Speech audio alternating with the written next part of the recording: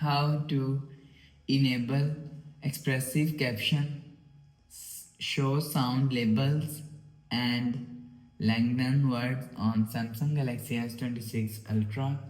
Let's start the video. First of all, go to App Library. Here click on Settings app. Now in Setting, scroll down and click on Accessibility. After click on Accessibility, click on Hearing Enhancement. After click on Hearing Enhancement, you will see second option is Live Caption. Click on Live Caption. Scroll down and click on Expressive Captions.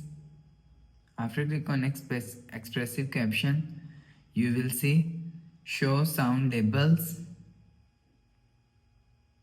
here and lengthen word is here. So if you want to enable show sound labels and lengthen words, so if you want to enable show sound labels, so turn on this button. After turn on this button, you will see show sound labels is enabled. If you want to enable lengthen words, so turn on this button.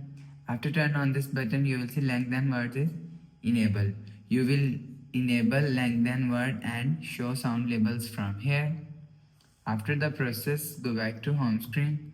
So that's how you can enable expressive caption with sound labels and lengthen words on Samsung Galaxy S26 Ultra.